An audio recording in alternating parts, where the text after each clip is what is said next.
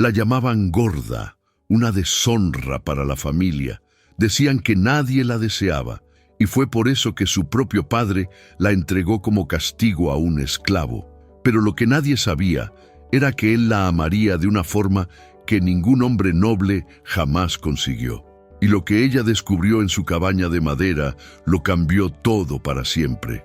Un secreto enterrado y una traición que separó a dos familias. Bienvenidos a los cuentos de época, donde se sumergen en historias que arden como furiosas tempestades del corazón. Y hoy, sosténganse fuerte porque esta no es solo una saga de amor imposible, es una revolución de los sentimientos que hará explotar sus emociones. Es sobre una mujer que fue tratada como castigo y descubrió que su verdadera belleza estaba en los ojos de quien menos esperaba. Una historia que prueba que a veces sufrimos las peores humillaciones, no como una maldición, sino porque nuestro destino nos aguarda al otro lado del dolor. Los pasillos del palacio de Valois brillaban como oro, derretido bajo la luz de los candelabros. Las paredes espejadas reflejaban el lujo con crueldad, como si la propia riqueza se burlara de quien no encajaba en los estándares de la nobleza. En el centro del gran salón principal, los vestidos giraban como flores de colores al viento, acompañados de risas suaves y miradas juzgadoras. El sonido de los tacones resonaba sobre el mármol pulido. Era una noche de fiesta, de apariencias falsas, de mentiras doradas.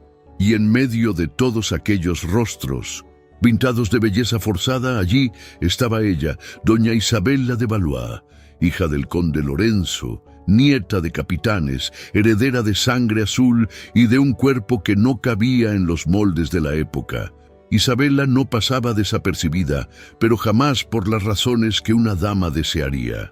Sus vestidos eran siempre hechos a medida, anchos, decorados con bordados discretos, como si intentaran esconder en lugar de adornar. Su cabello era abundante y castaño, siempre recogido con cintas simples, y su rostro, verdaderamente hermoso, era ignorado porque su figura ocupaba más espacio del que los ojos maliciosos podían aceptar. Esa noche, Isabela caminaba por el salón con pasos cuidadosos, sabiendo que la observaban.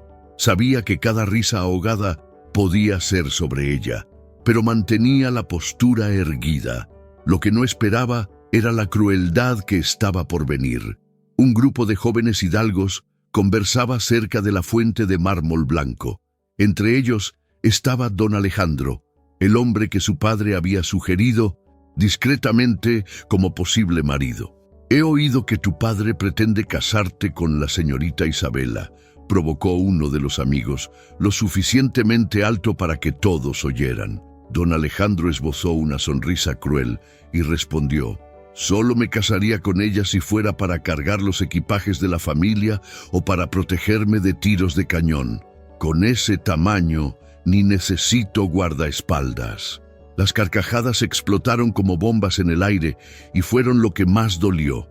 Isabela, que estaba a pocos metros, se detuvo en seco fingiendo no haber escuchado, pero sus ojos se llenaron de lágrimas calientes. Su corazón se contrajo como un pájaro herido. El salón continuaba girando, pero dentro de ella el tiempo se congeló. Y fue en ese silencio interior que vio al fondo del salón a su padre, el conde Lorenzo, observando toda la escena. Él no hizo nada, no se acercó, no la defendió. Simplemente giró el rostro como si nada hubiera sucedido. Esa noche, Isabela no bailó, solo esperó el momento de subir a su cuarto, quitarse el vestido apretado, soltar su cabello y mirarse en el espejo ovalado que la acompañaba desde niña. Pasó los dedos sobre su propio rostro. Observó aquello que todos parecían rechazar: la dulzura en sus ojos, la firmeza de su mentón, el contorno delicado de sus manos. Ella no se odiaba, pero el mundo parecía decidido a enseñarle a hacerlo. A la mañana siguiente, fue llamada al noble despacho de la casa. Su padre estaba sentado erguido en la silla de respaldo alto, rodeado por consejeros y por la institutriz. Su expresión era de hielo puro, sin cariño, sin arrepentimiento. Isabela, dijo con voz seca, hay decisiones que deben tomarse con frialdad. No has traído honor a nuestro nombre, pero quizás aún pueda ser útil. Ella frunció el ceño. ¿Qué quería decir con aquello? La corona necesita recompensar a un hombre por servicios prestados. Un esclavo. Sí, un esclavo. Salvó la vida de un marqués en batalla. El rey desea recompensarlo con una compañera. La sangre de 1900... Isabela se heló en las venas. ¿Y qué tengo yo que ver con eso?, preguntó con voz temblorosa. El padre finalmente levantó los ojos. Tú serás esa recompensa. El mundo se derrumbó sobre ella. Esto es un castigo, susurró Isabela, intentando mantenerse firme. Es el destino, respondió él con la frialdad de quien nunca reconoció a su propia hija. Esa tarde, Isabela no lloró, ni gritó, ni imploró. Simplemente subió a su cuarto, tomó la cinta roja que su madre usaba en el cabello antes de morir y la ató en el suyo.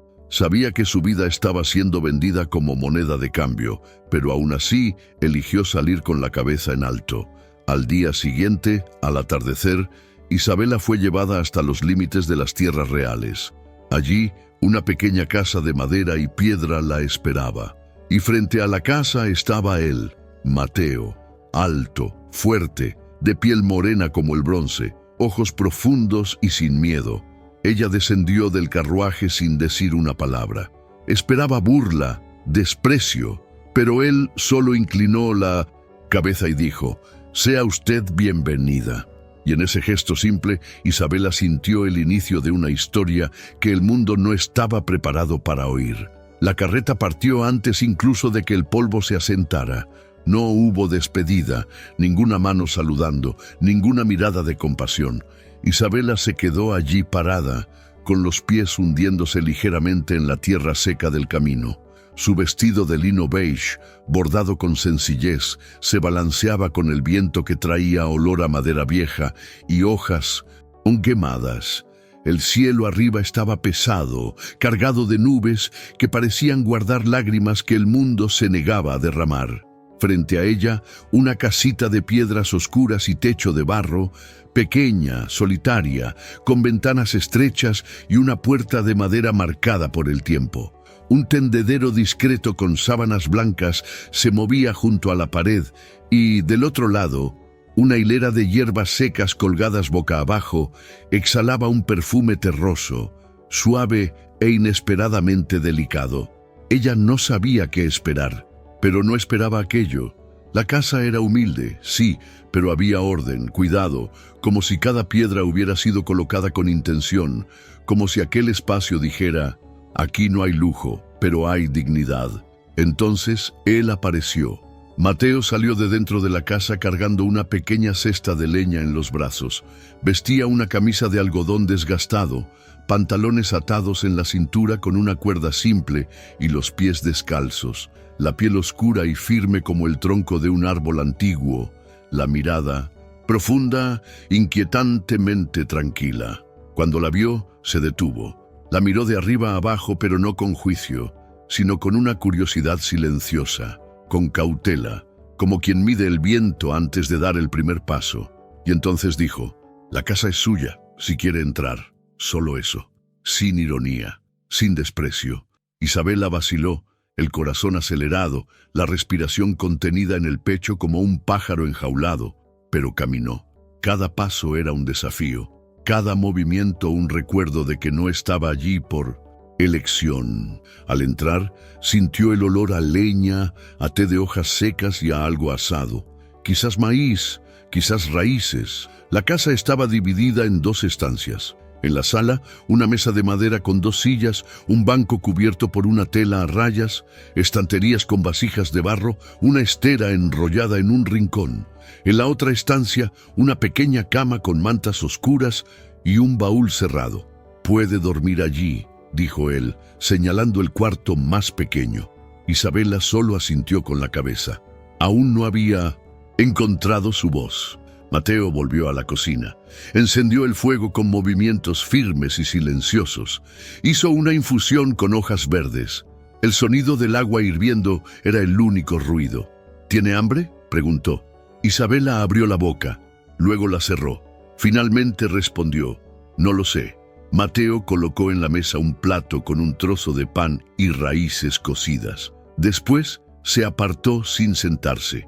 Ella se acercó, se sentó, comió despacio. La comida era simple, pero bien hecha. Eso también la desconcertaba. Esperaba abandono, indiferencia, tal vez incluso humillación, pero encontraba espacio. Esa noche se acostó en la cama con los ojos abiertos. Oía el viento golpear la pared exterior. Oía los pasos ligeros de Mateo en la otra sala. Nada más. Ningún intento, ninguna palabra de más. Apretó la manta contra el pecho. Recordó las palabras de su padre. Moneda de cambio. Y ahora allí estaba, en una casa de piedra junto a un hombre que la tenía, pero no la consumía, que la notaba, pero no la juzgaba. En medio de la madrugada despertó con el sonido de la lluvia. Gotas tamborileaban sobre el techo de barro. Isabela se levantó despacio, caminó hasta la ventana. Afuera, la luz de la lámpara encendida iluminaba el rostro de Mateo, que estaba sentado en el porche, observando la oscuridad como quien conversa con ella. Ella se quedó allí inmóvil, mirándolo desde lejos, y en ese instante algo susurró dentro de ella. No era miedo, ni rabia, era otra cosa, una inquietud nueva, como si por primera vez alguien la estuviera tratando como a una igual. No como una carga, no como una vergüenza, no como un castigo, sino como una presencia.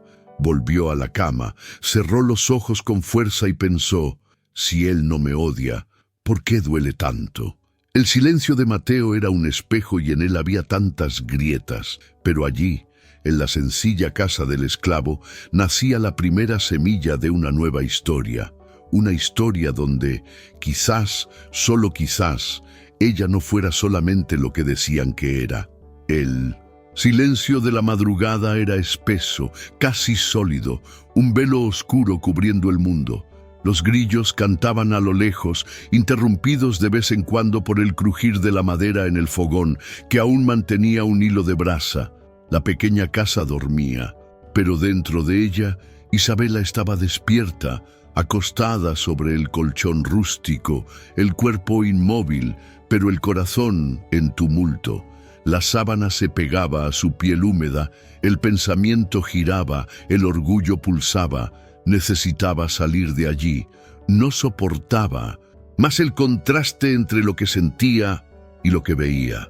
¿Cómo podía aquel hombre, un esclavo, tratarla con más dignidad que su propia familia? ¿Cómo podía su silencio decir tanto y, al mismo tiempo, ser insoportable? Era como si él viera lo que ella misma intentaba esconder.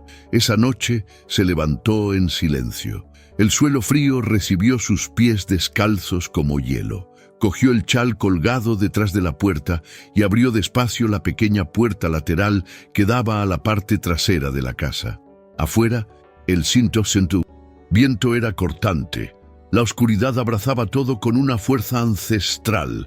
Los árboles susurraban inquietos. El suelo de tierra, aún húmedo por la lluvia, crujía bajo sus pasos. Pero ella no miró hacia atrás. Caminó primero despacio, luego más rápido. Las manos temblaban.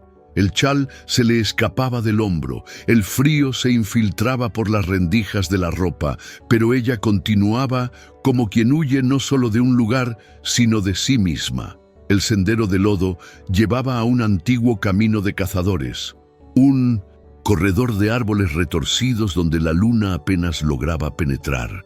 El sonido de las lechuzas, el ruido de pequeños animales, todo creaba una sinfonía de tensión.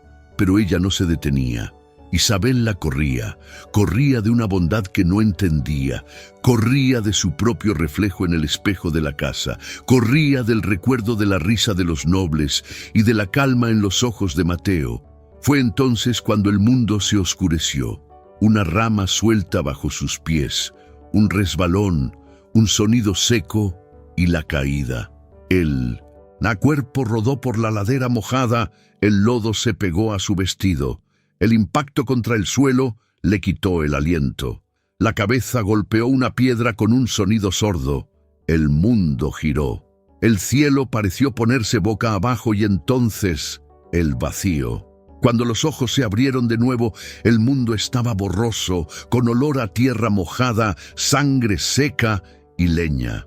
La frente le palpitaba, los brazos le dolían, pero había calor en su piel. Alguien la cargaba. Mateo. Él la sostenía con firmeza, el rostro serio, la respiración agitada. Estaba cubierto de sudor, lodo y alivio. Llegaron a la casa. Él la acostó con cuidado en la cama. Pasó un paño húmedo sobre su frente. El agua estaba tibia, el gesto era gentil. El alma de Isabela temblaba más que su cuerpo. «¿Por qué?», murmuró ella con voz débil, como una hoja al viento. Mateo la miró, los ojos profundos, cansados pero llenos. «Porque usted me fue entregada», respondió en voz baja, «y yo no rechazo lo que la vida trae con respeto». Ella giró el rostro, las lágrimas corriendo en silencio. Él salió y volvió minutos después con un paño nuevo, un cuenco con raíces machacadas y miel tibia. La alimentó en silencio, cuidadosamente, como si cuidara algo precioso. En los días siguientes, Isabela permaneció débil. Vino la fiebre, los escalofríos, pero Mateo siempre estaba allí. Cambiaba las compresas, preparaba sopas, susurraba palabras que ella no entendía en una lengua antigua, ancestral, y cada gesto derribaba un muro más. Los niños de la aldea dejaban flores en la ventana. Un anciano trajo una manta nueva, una mujer anónima, un frasco de dulce de calabaza. Isabela, incluso en reposo, comenzó a ver, a percibir. El mundo allá afuera era duro, sí, pero también estaba hecho de gente que cuidaba. Una mañana, al despertar, encontró sobre la mesa, al lado de la cama, una escultura tallada en madera. Era una mujer con los ojos cerrados y las manos sobre el pecho, y debajo de ella, escrito con caligrafía rústica, cuerpo grande, alma inmensa. Lloró. Lloró porque nunca nadie le había hablado así. Lloró porque lo que la curaba no era la sopa ni el descanso, era el cuidado y quizás era el inicio del amor. El tiempo en la casa de madera pasaba despacio, como si el reloj se hubiera rendido al ritmo del viento, al olor de la leña quemándose y al canto de los pájaros que venían a cantar por las mañanas. Isabela despertaba con el sol tocando su piel. El calor suave entraba por la ventana estrecha, calentando sus mejillas antes, incluso de abrir los ojos. Había algo nuevo en ese despertar. No había gritos, ni órdenes, ni prisa, solo el aroma del café de maíz tostado que venía de la cocina y el sonido del fuego siendo reavivado. Mateo ya estaba de pie, siempre lo estaba. No hacía ruido, no hablaba alto, pero su presencia llenaba la casa. Era como un árbol firme, silencioso, vivo. Cocinaba con atención, remendaba sus propias ropas, organizaba las hierbas en pequeños ramos que colgaba al lado de las ventanas, y cuando se cruzaba con Isabela en el pasillo, solo decía, «¿Durmió bien?». Ella solo asentía con la cabeza. Todavía no sabía cómo responder a tanta calma. En la primera semana, Isabela se limitaba a observar. Su mundo siempre había estado hecho de terciopelos, salones fríos y criados que bajaban la mirada. Ahora veía la belleza en el suelo de tierra apisonada, en el silbido de la tetera, en el gesto delicado con que Mateo se lavaba las manos antes de tocar los frijoles. La simplicidad no era fea, era limpia, verdadera. Con el pasar de los días, Isabela comenzó a levantarse más temprano. Dobló sus propias sábanas, barrió la terraza, intentó aprender a atar los ramos de hierbas, sin mucho éxito al principio. Mateo la observaba de lejos, nunca la corregía, solo sonreía de lado. «Usted tiene maña en las manos», dijo él un día. Ella se detuvo, sorprendida. Nadie jamás había elogiado sus manos. Siempre decían que eran gruesas, demasiado grandes, pero allí, en esa frase simple, había reconocimiento. Una tarde, Isabela se sentó en el banco de la terraza y pasó horas observando cómo el cielo cambiaba de color. Era un espectáculo silencioso. El azul se transformaba en dorado, luego en lila y finalmente en un manto oscuro salpicado de estrellas. Los niños del poblado jugaban con arcos de madera a lo lejos. Una de ellas, una niña de trenzas cortas, se acercó. ¿Es usted la mujer del hombre fuerte?, preguntó inocente. Isabela rió. No soy mujer de nadie, pero él la mira, como si lo fuera. Isabela se quedó en silencio. Aquello resonó dentro de ella como una campana antigua. Al día siguiente, algo cambió. Mateo estaba en la huerta plantando raíces cuando Isabela se acercó con una cesta. Dentro, ropas remendadas. Había pasado la tarde cosiendo sola por primera vez en años. «Hice esto», dijo mostrándoselo. Mateo sostuvo la camisa cosida, observó las costuras torcidas, pero firmes. «Lo hizo con el corazón», dijo. Ella bajó la mirada, emocionada. Esa noche, Mateo asó yuca en las brasas. Isabela preparó el té de limón con cáscara de canela. Se sentaron uno al lado del otro. No se tocaron, pero respiraban al mismo ritmo. El silencio ya no era incómodo, era compañía. Más tarde, Isabela encontró sobre su almohada una pequeña flor seca atada con un hilo rojo y al lado un papel doblado con caligrafía rústica. A veces la belleza no necesita aplausos, solo espacio para crecer. Isabela apretó ese billete contra el pecho, sintió las lágrimas calientes escapar. Por primera vez no lloraba de dolor, lloraba por ser vista, no como la hija gorda de un conde, no como moneda de cambio, sino como mujer, una mujer entera. Desde aquel día, Isabela comenzó a plantar al lado de Mateo, a cosechar raíces, a lavar ropa en el río, a reír con los niños. Aprendió a hacer jabón de cenizas, a leer el cielo para prever la lluvia, a reconocer el aroma de las hierbas. Y poco a poco aprendió a reconocerse a sí misma, no como una vergüenza, sino como una mujer que tenía un lugar en el mundo, aunque antes el mundo le dijese que no. Era el final de la tarde, cuando el cielo se tiñó de un dorado profundo, como si el sol, antes de despedirse, quisiera contar un secreto. Isabela recogía la ropa del tendedero, doblando cada pieza con cuidado. El perfume del jabón de hierbas se mezclaba con el olor de la tierra húmeda y la brisa tibia que venía de los campos. Mateo estaba lejos, ayudando a un anciano a reparar una cerca caída. Ella estaba sola, pero no sentía soledad. La casa, por primera vez, parecía cantar con su presencia. Al guardar las telas en el pequeño baúl de madera apoyado en la pared del cuarto, notó algo diferente, una rendija. La parte trasera del baúl no estaba alineada con la pared. Curiosa, lo empujó con esfuerzo. El mueble crujió, revelando detrás de él una pequeña caja de cuero oscuro, polvorienta, atada con un cordón rojo. Isabela vaciló. El corazón le latía acelerado, como si supiera que aquel objeto no era solo un olvido, era un fragmento de algo mayor, algo que ella aún no comprendía. Se sentó sobre la estera trenzada, colocó la caja en su regazo y desató el cordón con manos temblorosas.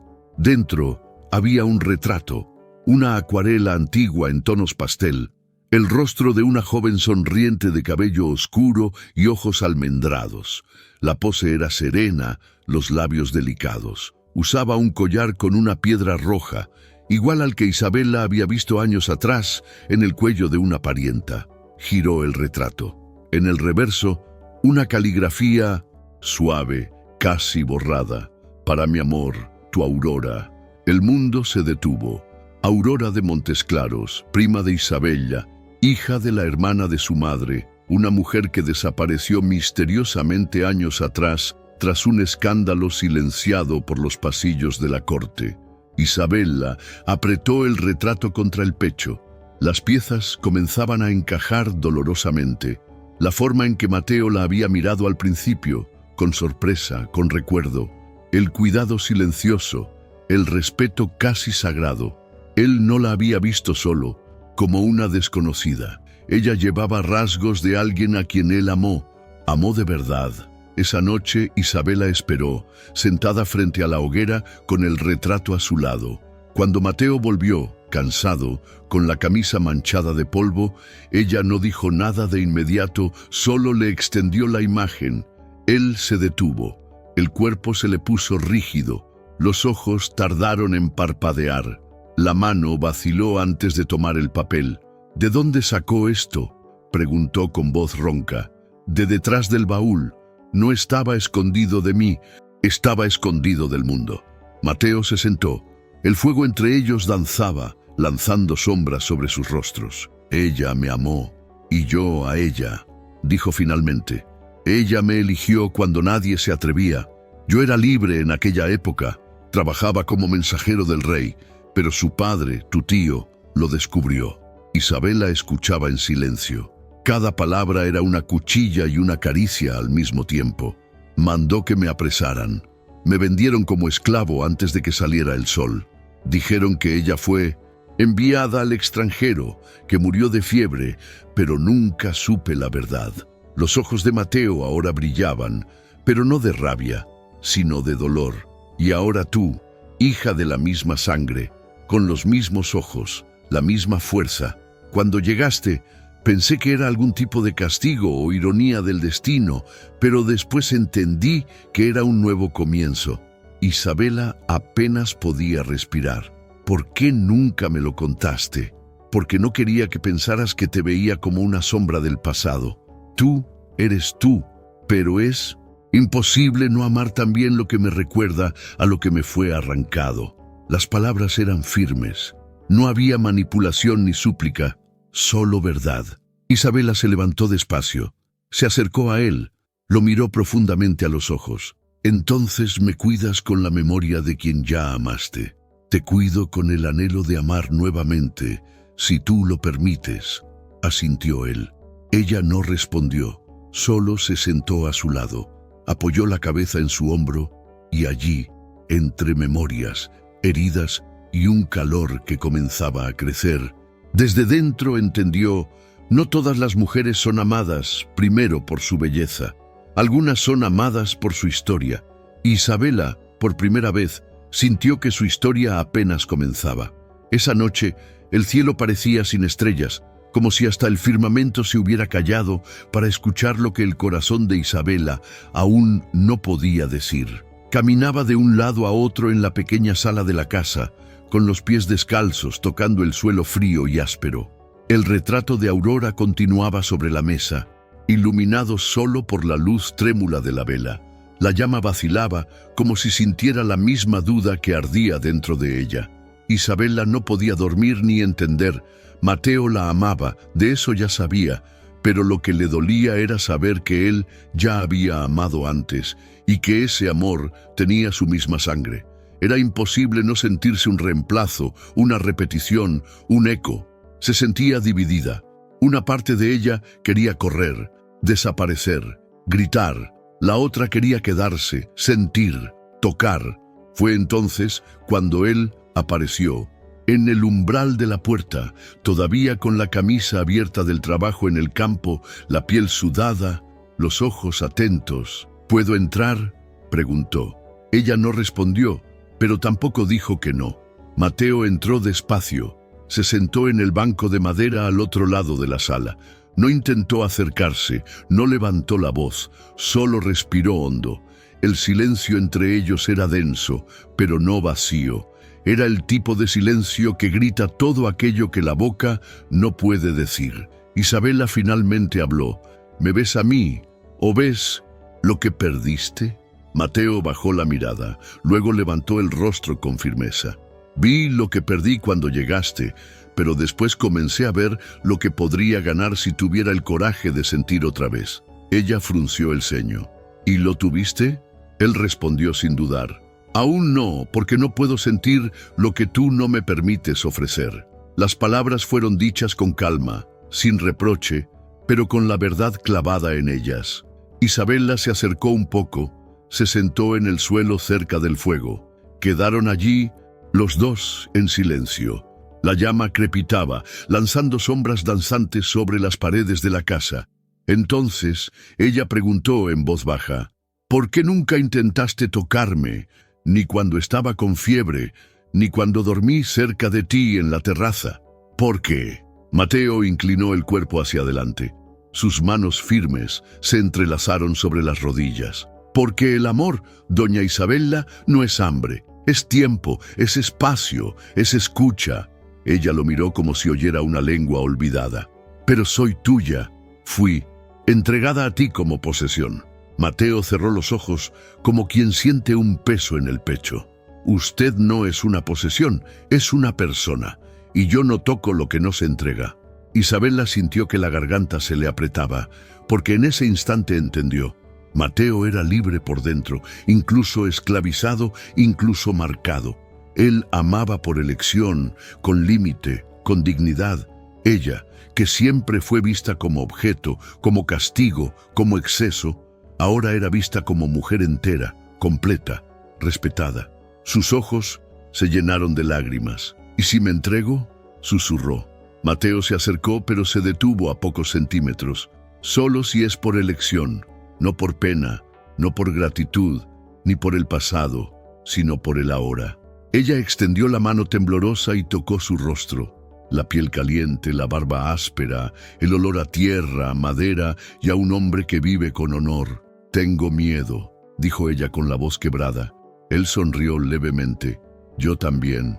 Y fue entonces que juntaron sus frentes, sin beso, sin prisa, solo piel con piel, respiración con respiración. Y en ese instante, todo lo que era duda se transformó en semilla. Aún no eran amantes ni promesa, pero eran posibilidad. Y para Isabela, que pasó la vida siendo negada hasta por sí misma, esa era la mayor forma de amor que jamás había conocido. El mañana nació con un silencio diferente. No era el silencio del vacío, sino el de la esperanza. Un silencio grávido, a punto de ser llenado por algo sagrado. Isabela despertó con el corazón acelerado.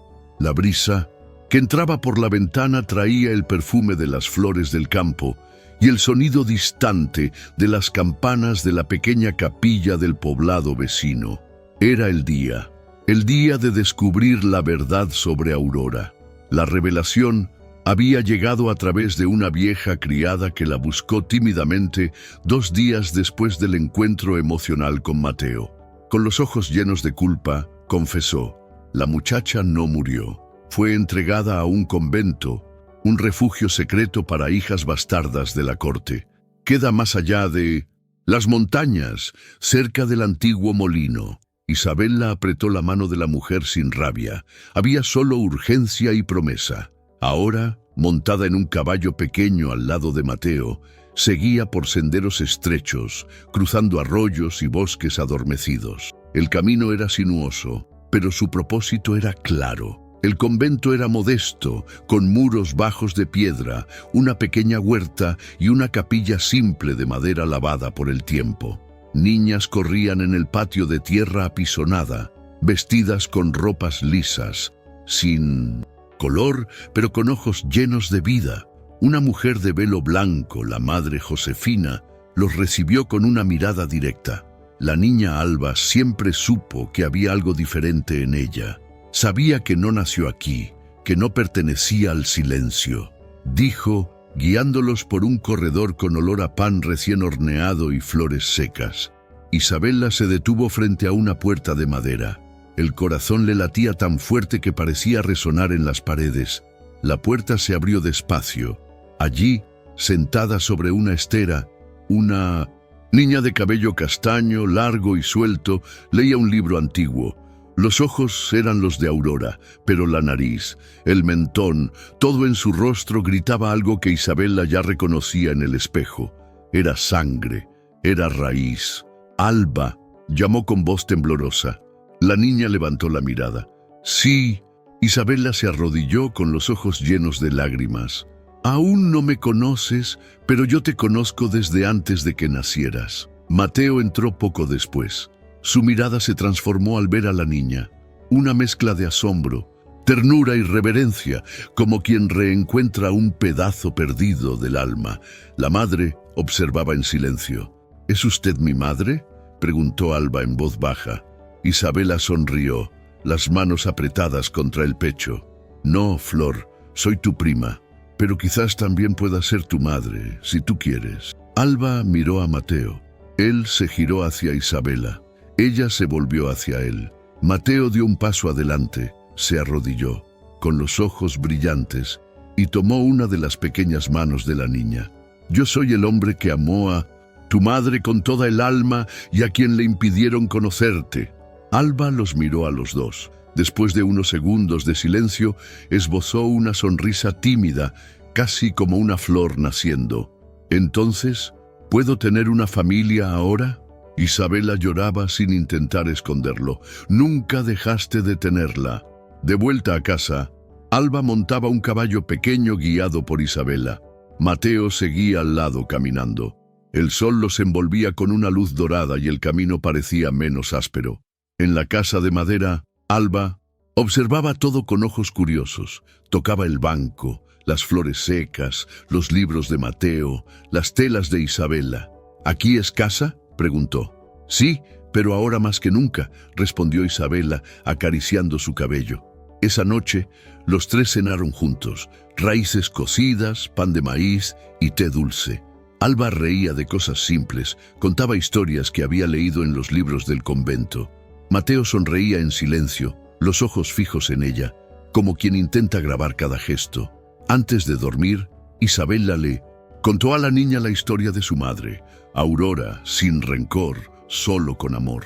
Alba se durmió con la cabeza en el regazo de Isabela, y Mateo, sentado al lado, pasó la mano por el cabello de ambas con la delicadeza de un hombre que sabía que ahora todo tenía sentido. Esa noche, Isabela miró al cielo por la ventana y pensó, el amor no es solo reencuentro, es reconstrucción, y por primera vez se sintió completa.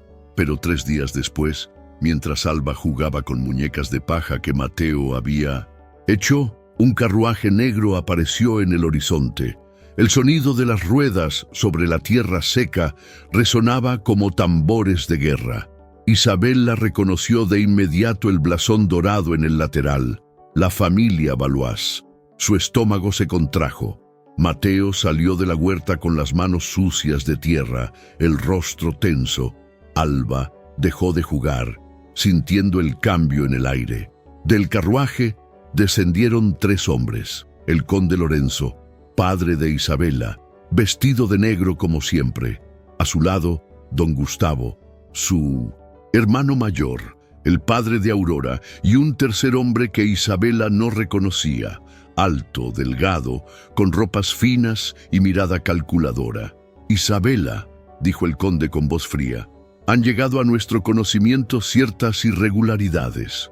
Ella se posicionó entre los hombres y Alba, que corrió a esconderse detrás de ella. ¿Qué irregularidades?, preguntó con voz firme. Don Gustavo dio un paso adelante. La niña bastarda. La has retirado del convento sin autorización. Eso es robo. Robo es lo que ustedes hicieron con ella, respondió Isabela. Separaron a una hija de su padre, mintieron sobre su muerte. El tercer hombre habló por primera vez. Soy don Rodrigo, consejero real. He venido para resolver esta situación de forma civilizada. Mateo se acercó despacio. Sus ojos estaban alerta, pero las manos permanecían visibles sin amenaza. La niña se queda, dijo él con voz baja pero firme. El conde Lorenzo rió con desprecio. Un esclavo dando órdenes. ¿Has olvidado tu lugar? Mi lugar, dijo Mateo, dando otro paso, es al lado de quien elijo proteger. La tensión en el aire era palpable. Alba se aferró a la falda de Isabela temblando. Don Rodrigo abrió un pergamino. Tenemos aquí una orden real. La niña debe retornar al convento. Tú, esclavo, serás transferido a las minas de plata del norte. Y tú, Isabela, volverás a casa. No, dijo Isabela con una voz que cortó el aire como una cuchilla. No volveré, y ellos no irán. El conde Lorenzo avanzó con rabia. No tienes elección, eres mi hija. Fui su hija, corrigió Isabela. Ahora soy mujer por mi propia elección. Fue entonces que Alba salió de detrás de Isabela. La niña, pequeña pero valiente, miró directamente a don Gustavo. ¿Es usted mi abuelo?, preguntó con voz clara. Don Gustavo vaciló. Por un momento, su rostro endurecido mostró una grieta. ¿Yo? Sí, admitió. Mi madre habló de usted antes de morir, dijo Alba con una firmeza que sorprendió a todos. Dijo que usted tenía miedo del amor. El silencio fue ensordecedor. Ella no murió de fiebre, continuó la niña. Ella murió de tristeza porque usted le quitó al hombre que amaba. Don Gustavo palideció. Sus manos temblaron. Mateo se arrodilló al lado de Alba. Cuéntales, pequeña. Cuenta lo que tu madre te dijo. Alba respiró hondo. Mamá me dijo que el amor verdadero es más fuerte que los títulos, que un hombre que ama de verdad vale más que 1000 nobles que solo saben odiar. Las palabras de la niña cayeron como piedras en un lago, silencioso. Don Rodrigo intentó retomar el control. Esos son fantasías de niña, tenemos órdenes que cumplir. Pero algo había cambiado. Don Gustavo miraba a Alba como si viera a Aurora por primera vez. El conde Lorenzo parecía más pequeño, menos imponente. Fue entonces que Isabela tomó la decisión que lo cambiaría todo. Si ustedes quieren llevarse a alguien, dijo caminando hacia el centro del grupo, llévenme a mí, pero dejen a Mateo y a Alba en paz. No, dijo Mateo, levantándose. Si alguien se va, vamos todos. ¿Y a dónde irían?, se burló el conde Lorenzo. Un esclavo fugitivo y 2 mujeres. No durarían una semana. Isabela miró a Mateo, luego a Alba. En sus ojos había una determinación que nunca había existido antes. Entonces, que sea una semana de libertad, dijo ella. Mejor que una vida entera de prisión. Don Rodrigo frunció el ceño. Ustedes están hablando de fuga. Eso es un crimen contra la corona. Crimen, dijo Mateo dando un paso al frente, fue separar a una familia. Crimen fue vender a un hombre libre como esclavo. Crimen fue mentir sobre la muerte de una madre.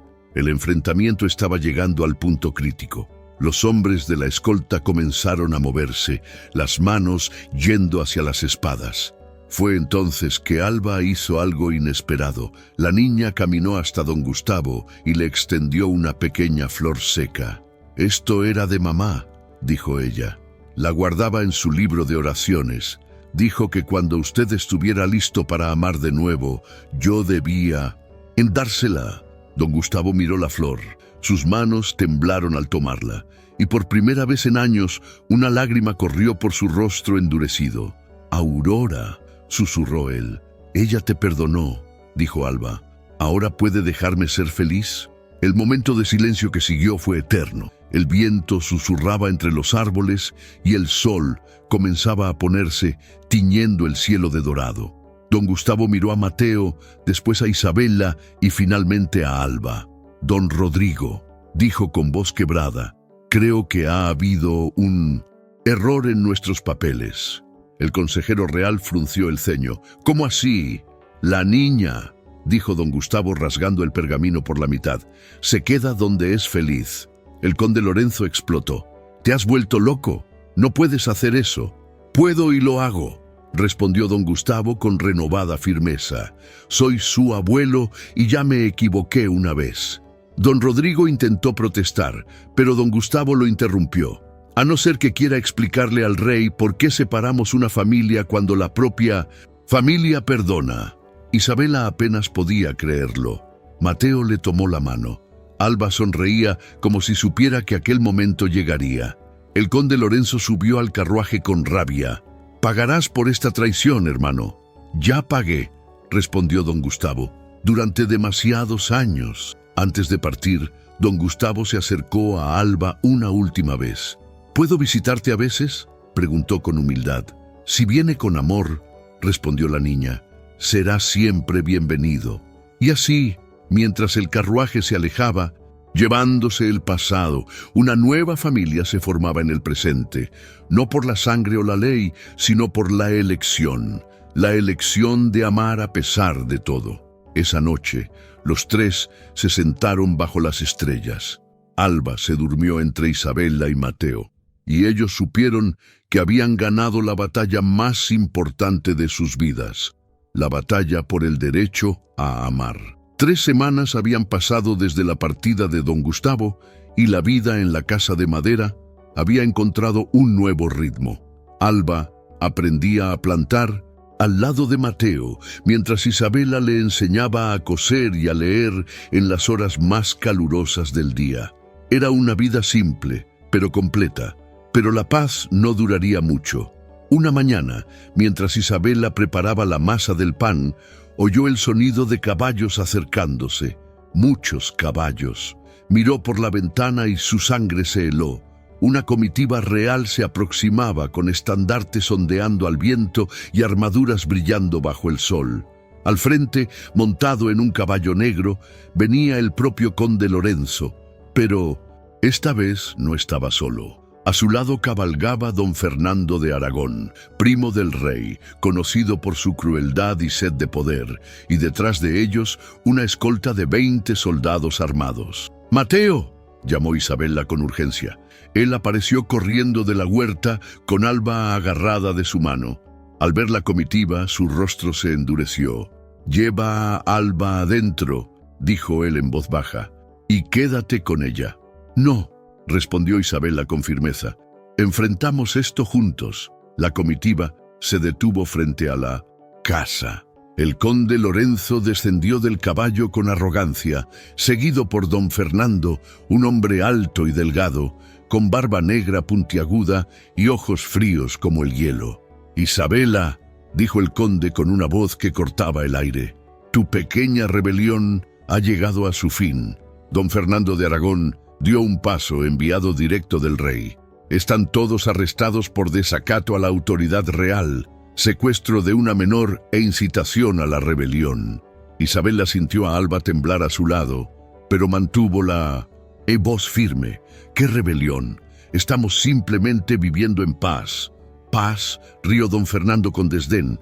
«Un esclavo fugitivo, una noble deshonrada y una bastarda robada del convento. Eso es crimen, no paz». Mateo dio un paso al frente. «Yo no huí. Fui entregado como recompensa y cumplí mi parte». «Tu parte», dijo el conde Lorenzo, «era servir en silencio, no formar una familia fingida». Las palabras cayeron como latigazos. Alba salió de detrás de Isabela con los ojos brillantes de rabia. «No es un fingida», gritó la niña. «Ellos me aman de verdad». Don Fernando la miró con desprecio. «Cállate, niña. Vuelves al convento hoy mismo». «No», dijo Mateo con una voz que resonó como un trueno. «Ella se queda». El aire se volvió tenso. Los soldados pusieron las manos en las espadas. Don Fernando sonrió con crueldad. «Un esclavo osando desafiarme. Esto va a ser interesante». Fue entonces que Isabela tomó la decisión más valiente de su vida. Caminó hacia el centro del grupo y miró directamente a los ojos de don Fernando. «Si ustedes quieren a alguien para castigar», dijo con voz clara y fuerte, «castíguenme a mí. Yo fui quien decidió quedarse. Yo fui quien trajo a Alba del convento. Yo fui quien eligió esta vida». El conde Lorenzo explotó. «No tienes derecho a elegir nada. Eres mi hija». «Fui su hija», corrigió Isabela, «hasta el día en que usted me vendió como ganado». El silencio que siguió fue ensordecedor. Incluso los soldados parecían incómodos. Don Fernando rompió el silencio. «Muy bien. Si quieres asumir la responsabilidad, asumirás también las consecuencias. Serás juzgada por traición a la familia y a la corona». «¿Y cuál sería mi pena?», preguntó Isabela sin mostrar miedo. «Muerte», dijo don Fernando con frialdad. «Ahorcamiento público como ejemplo para otras mujeres que piensen en desafiar el orden». Alba gritó y corrió a abrazar a Isabela. Mateo apretó los puños. pero sabía que un movimiento en falso resultaría en una tragedia para todos. Pero, continuó don Fernando con una sonrisa cruel, el rey es misericordioso. Hay una alternativa. Isabel la esperó. Vuelves a casa, te casas con quien tu padre elija y olvidas esta fantasía.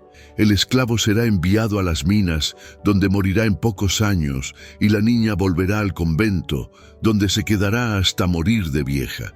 ¿Esa es su misericordia?, preguntó Isabela con ironía. Es más de lo que merecen, respondió don Fernando. Fue entonces que sucedió algo inesperado. De entre los soldados, un hombre mayor se destacó. Era el capitán de la guardia, un veterano de muchas batallas, con cicatrices en el rostro y ojos que habían visto mucho sufrimiento. «Mi señor», dijo él con voz respetuosa pero firme, «¿puedo hablar?». Don Fernando frunció el ceño. «¿Qué es, capitán Miguel?». «Conocí al padre de esta criatura», dijo el capitán mirando a Alba.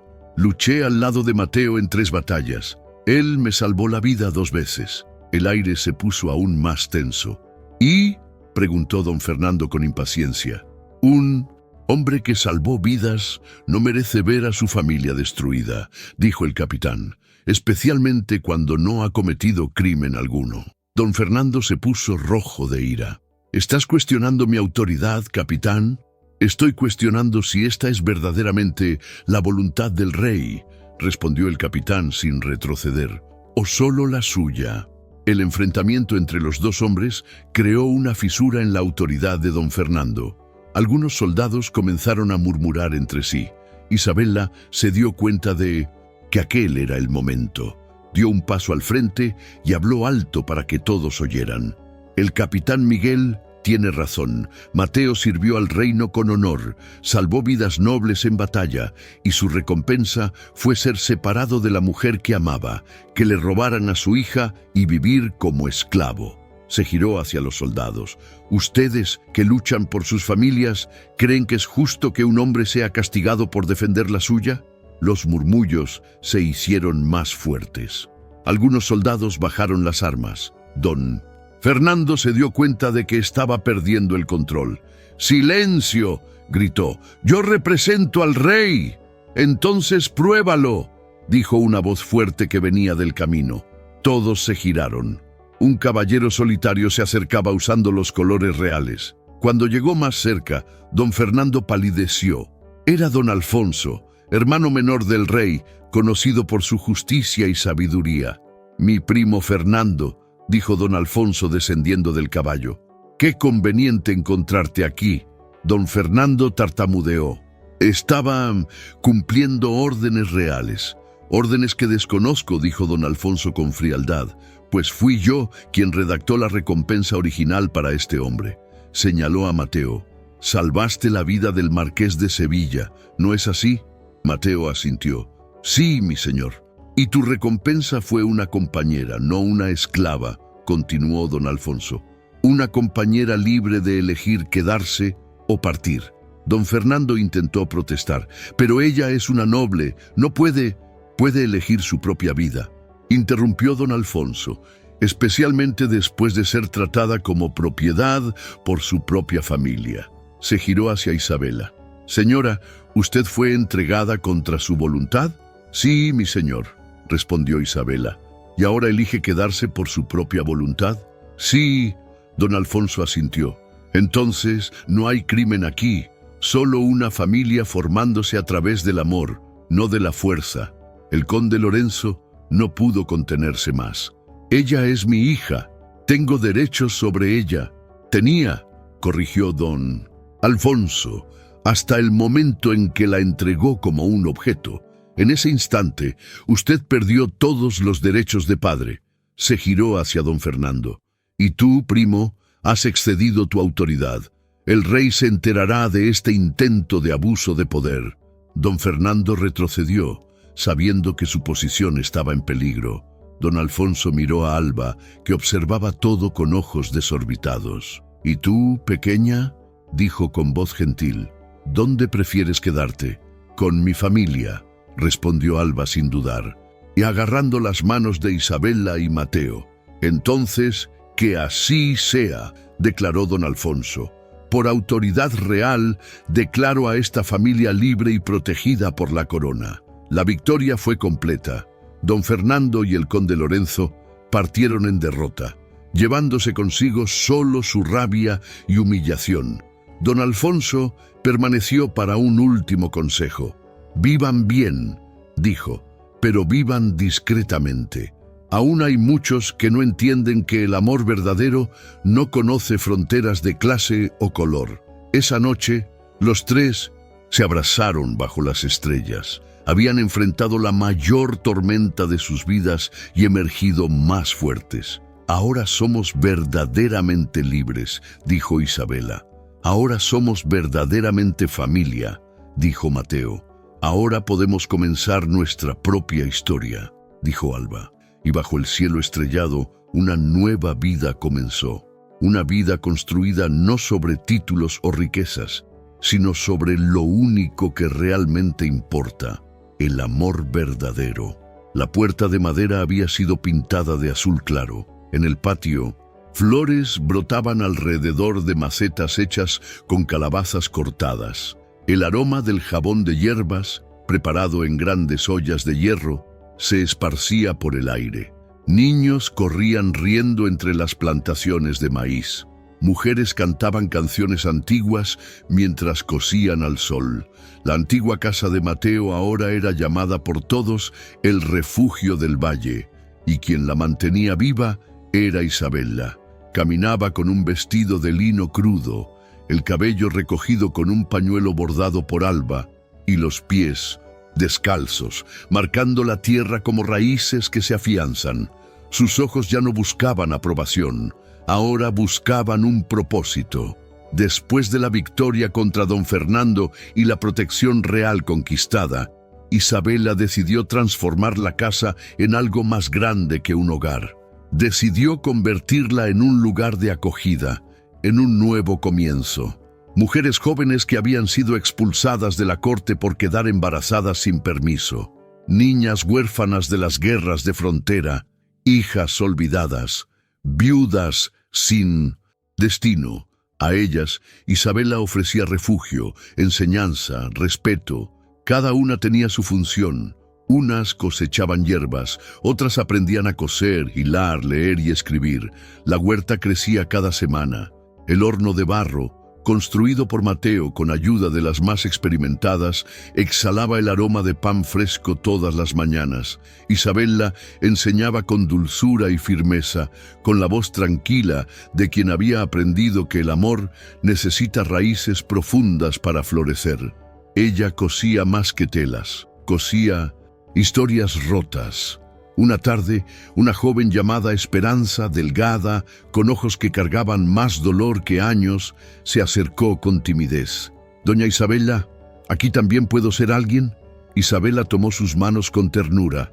Sus manos eran firmes, anchas, y ahora cargaban autoridad sin violencia. «Ya eres alguien, solo necesitas recordarlo». Esperanza lloró porque nadie jamás le había dicho aquello. Mateo observaba todo de cerca, no como líder, ni como salvador, sino como la base. Hacía lo que nadie veía.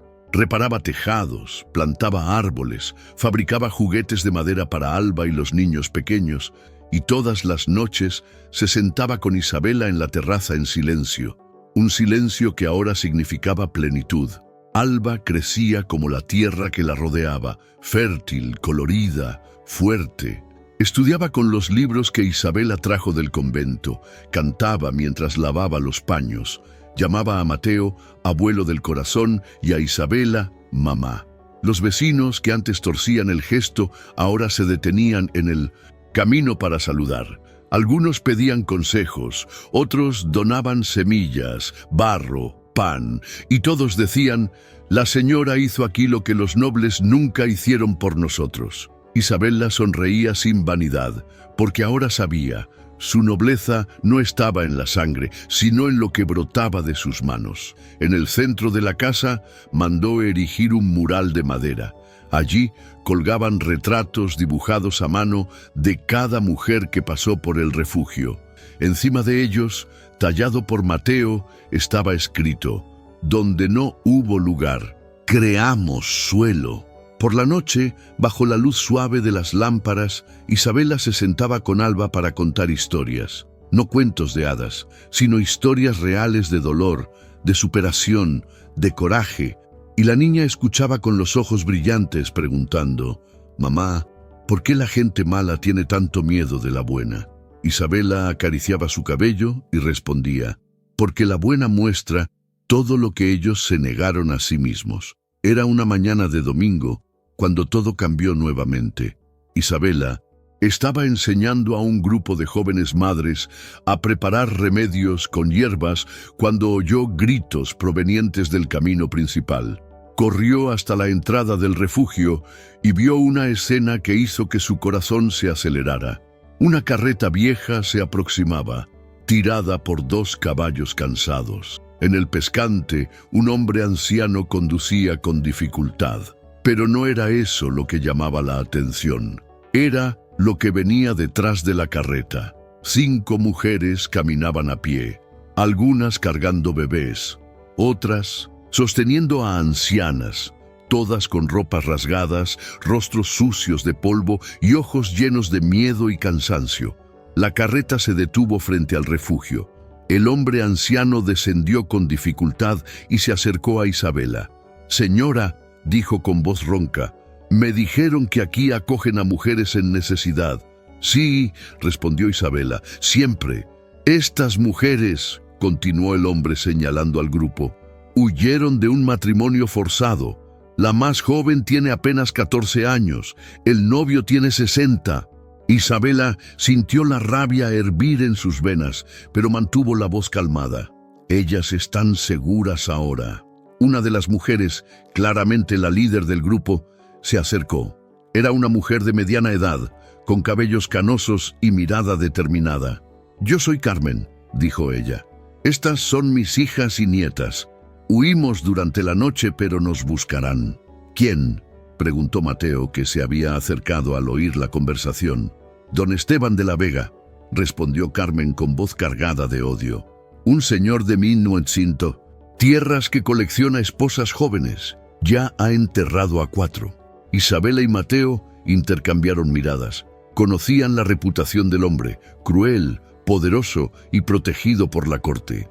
«Tiene soldados», continuó Carmen. «Vendrá tras nosotras». Alba apareció corriendo, atraída por el movimiento. Cuando vio a los niños cansados y sucios, inmediatamente corrió a buscar agua y pan. «Ustedes se quedan», dijo Isabela con firmeza. «Nadie será entregado contra su voluntad, no mientras yo viva». Esa noche, el refugio se transformó en una fortaleza. Mateo organizó turnos de vigilia. Las mujeres más experimentadas enseñaron a las recién llegadas dónde esconderse en caso de peligro. Isabela distribuyó cuchillos de cocina a quienes supieran usarlos. «No va a funcionar», dijo Carmen con desesperación. «Él tiene demasiado poder, nos destruirá a todos». «Tal vez», admitió Isabela, «pero si vamos a caer, caeremos luchando. Y si sobrevivimos, otras mujeres sabrán que es posible resistir». 3. Días después, como Carmen había previsto, don Esteban llegó con una escolta de 15 hombres armados. Era un hombre gordo, con barba canosa y ojos pequeños y crueles. Vestía ropas caras y montaba un caballo blanco ornamentado. «¡Salgan de la casa!», gritó. «Vengo a buscar lo que es mío». Isabela apareció en la puerta, flanqueada por Mateo y varias mujeres del refugio. «Nada aquí es suyo», respondió ella con voz firme. «5 mujeres de la familia Herrera me fueron prometidas en matrimonio», dijo don Esteban. «Son legalmente mis esposas». «El matrimonio forzado no es matrimonio», replicó Isabela. «Es esclavitud». Don Esteban rió con crueldad. «Palabras bonitas de una mujer que vive con un esclavo. Tienen 5 minutos para entregarlas o invadimos la casa». Fue entonces que algo inesperado sucedió. Del interior de la casa salieron no solo las 5 mujeres de la familia Herrera, sino todas las otras que vivían en el refugio. 23 mujeres en total, incluyendo a Alba. Todas cargaban algo: cuchillos de cocina, hoces, hachas de leñador, piedras grandes. Sus ojos brillaban con determinación. Carmen dio un paso al frente. «Señor de la Vega, hagamos un trato». «¿Qué trato?», preguntó él con desprecio. «Lucha contra una de nosotras. Si ganas, te llevas a quien quieras. Si pierdes, te vas y nunca más vuelves». Don Esteban soltó una carcajada. «Luchar contra una mujer, eso es ridículo». «¿Tienes miedo?», provocó Carmen. La provocación funcionó. El orgullo masculino de don Esteban fue herido en lo más profundo. «Está bien», dijo, descendiendo del caballo, «pero cuando gane me las llevo a todas». «Acepto», dijo Carmen, pero Isabela dio un paso al frente. «No, si alguien va a luchar, soy yo». «Isabela, no», susurró Mateo. «Yo empecé este refugio», dijo ella con determinación. «Es mi responsabilidad defenderlo». Don Esteban miró a Isabela y rió aún más fuerte. «¿Una gorda contra mí? Esto va a ser más fácil de lo que imaginé». Sus palabras resonaron en el aire como una bofetada, pero Isabela no retrocedió. Al contrario, sonrió. «Señor de la Vega», dijo con calma, «está usted a punto de descubrir que subestimar a una mujer determinada es el mayor error que un hombre puede cometer». El duelo estaba concertado. Sería allí mismo en el patio del refugio, presenciado por todos. Las reglas eran simples: quien cayera primero perdería. Mateo se acercó a Isabela. «¿No tienes que hacer esto?» «Sí, tengo que hacerlo», respondió ella. «No solo por ellas, sino por todas las mujeres que un día fueron llamadas inadecuadas». Alba abrazó su cintura. «Mamá, ¿vas a ganar?». Isabela sonrió y acarició el rostro de la niña. «Voy a luchar como si mi vida dependiera de ello, porque depende». El círculo se formó. Hombres de un lado, mujeres del otro. En el centro, Isabela enfrentaba a don Esteban, sabiendo que aquel momento definiría no solo el destino del refugio, sino el futuro de todas las mujeres que se atrevieron a soñar con la libertad.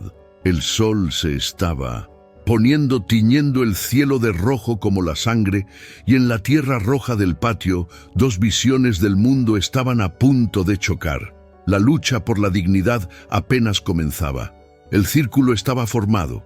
De un lado, los hombres de don Esteban, con sus espadas relucientes y armaduras de cuero.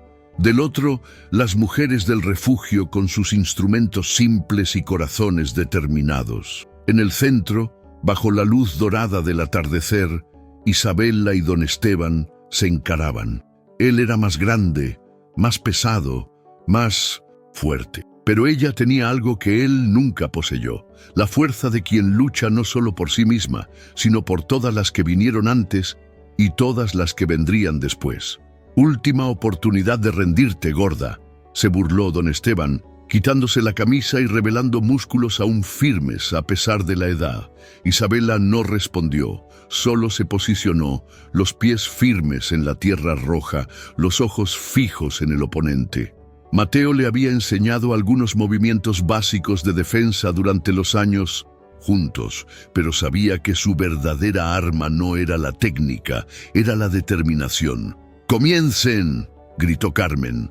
Don Esteban avanzó como un toro furioso, esperando derribar a Isabela con el primer ataque, pero ella se esquivó en el último instante, usando el propio peso de él en su contra. Él pasó de largo y casi cayó.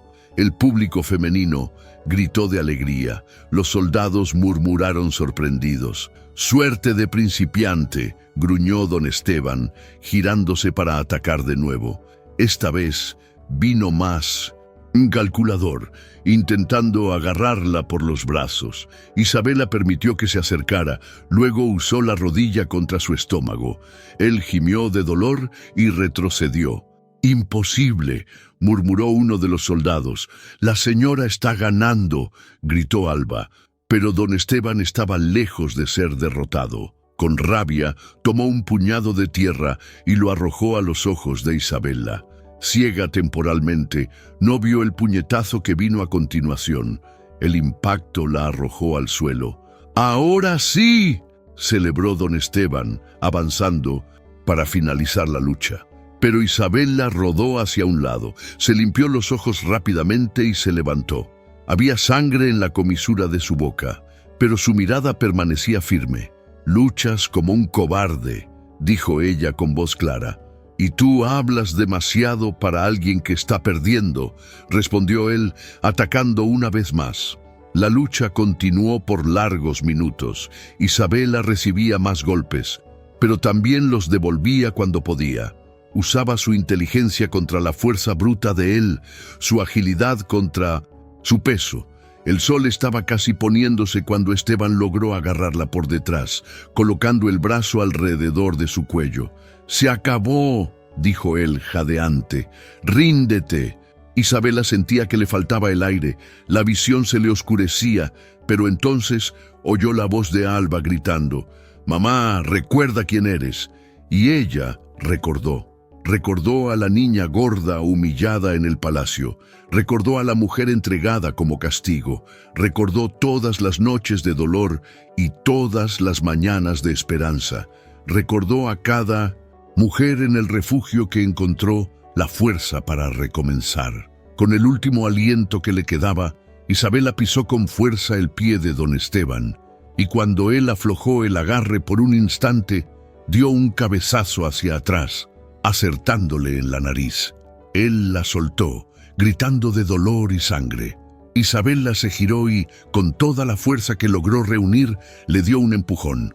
Don Esteban, ya desequilibrado por el dolor y el cansancio, tropezó y cayó pesadamente al suelo. Quedó allí, jadeante y derrotado. El silencio fue total por un momento. Luego explotó en gritos de victoria de las mujeres. Alba corrió a abrazar a Isabela, seguida por todas las otras. Don Esteban se levantó despacio, el rostro rojo de humillación. Esto no puede estar pasando». «Pasó», dijo Isabela, aún sin aliento, pero victoriosa. «Ahora cumple tu palabra y vete». «Mis hombres», comenzó él mirando a los soldados, pero los soldados no se movieron. Algunos incluso bajaron las armas. Acababan de ver a una mujer derrotar a un hombre en combate limpio, y eso había cambiado algo en sus percepciones. Uno de los soldados, un joven de no más de 20 años, dio un paso al frente. «Señor, una apuesta es una apuesta. Tenemos que irnos». Don Esteban miró a su alrededor buscando apoyo, pero solo encontró miradas de desaprobación o indiferencia. Su derrota había roto el mito de su invencibilidad. «Esto no ha terminado», murmuró él, subiendo a su caballo. «Para nosotros sí», respondió Isabela. «Ya no tienes poder sobre estas mujeres». Y así, humillado y derrotado, don Esteban partió con sus hombres, dejando atrás no solo a las mujeres que había venido a buscar, sino también un pedazo de su reputación.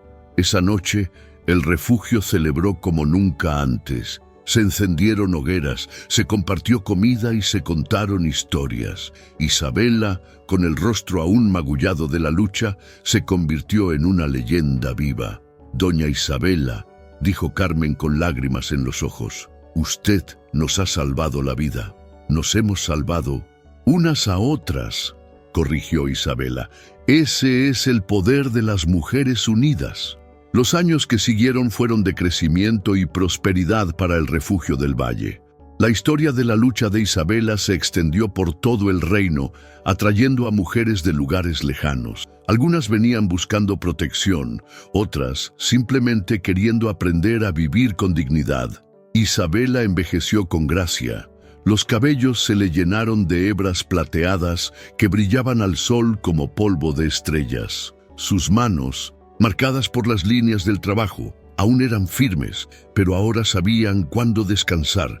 La piel cargaba marcas suaves de la vida y los ojos, continuaban intensos como siempre, solo que ahora sin peso, sin dolor. Era una tarde de otoño cuando el cielo se tiñó de rosa y dorado, con nubes esparcidas como velos danzando al viento. Los años habían transformado el refugio en una pequeña villa próspera. Las casas de madera se multiplicaron, la huerta se convirtió en granja, y lo que comenzó como un abrigo para pocas se tornó en hogar para cientos. Isabela se sentaba en su silla de madera trenzada con paja. A su lado, Alba, ahora una joven mujer, leía en voz alta para un grupo de niñas sentadas sobre esteras en el suelo. El libro era antiguo, de tapa gruesa y hojas gastadas, pero las palabras dentro de él continuaban vivas. Fue entregada como castigo, dada como punición, pero amada como reina. Leía Alba con voz firme y dulce. Y en el barro, donde todos veían suciedad, ella hizo nacer flores. Las niñas, con ojos atentos, suspiraban. Algunas apoyaban la cabeza en los hombros de sus amigas. Otras cerraban los ojos como si quisieran guardar esa historia dentro del pecho. Alba cerró el libro con cuidado, sonrió a la audiencia. ¿Y saben cómo se llamaba?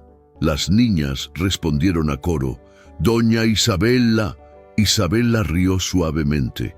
El sonido de su risa era un tejido antiguo, cosido con hilos de alegría nueva.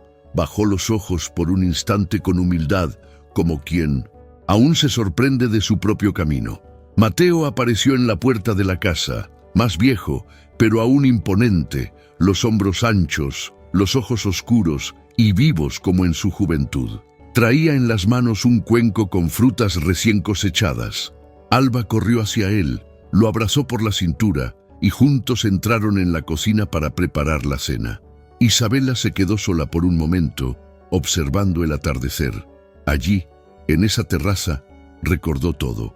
El salón donde fue humillada, la carreta que la dejó en la casa, de madera, el silencio de Mateo, la caída, la cura, la verdad, la niña perdida, la mujer que eligió convertirse.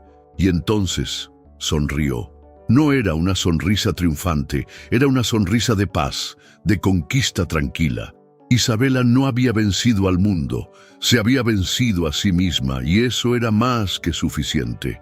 Esa misma noche, bajo un cielo salpicado de estrellas y silencio, Alba se acercó a ella con una vela en la mano.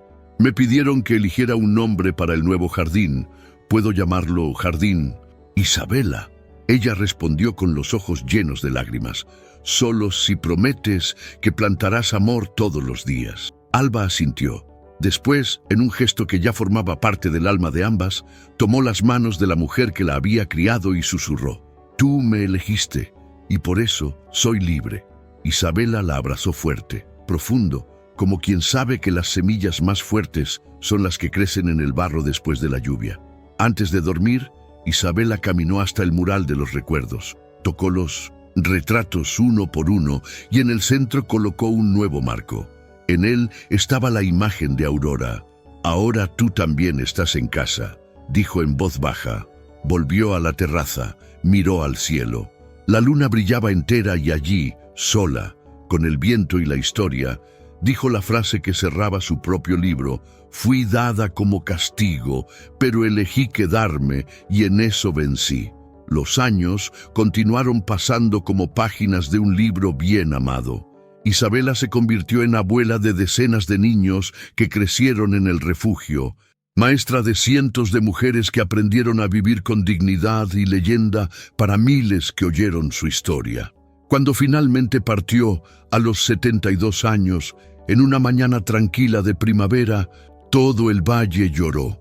Su funeral fue una celebración de vida, con flores cosechadas por manos femeninas y canciones entonadas por voces que ella había ayudado a encontrar. Alba, ahora adulta y líder del refugio, habló en nombre de todas.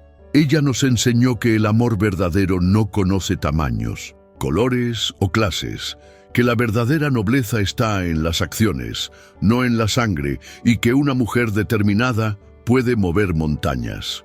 El refugio del valle continuó prosperando por generaciones. La historia de Isabela fue contada y recontada, inspirando a mujeres por todo el reino a luchar por sus derechos, a elegir sus propias vidas, a crear sus propios destinos. Y así, La mujer que fue entregada como castigo se convirtió en símbolo de libertad.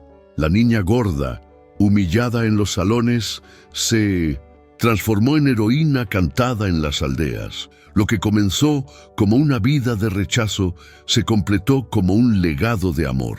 En el jardín que lleva su nombre, una placa de madera grabada por Mateo aún permanece. Aquí vivió Isabela de Valois. Fue entregada como castigo, pero eligió el amor. Nos enseñó que la verdadera belleza está en el coraje y que un corazón grande siempre encuentra su lugar en el mundo. Y todas las mañanas, cuando el sol nace sobre el valle, las flores plantadas por manos femeninas se abren para recibir la luz, recordando a todas que, como Isabela enseñó, donde no había lugar, siempre es posible crear suelo.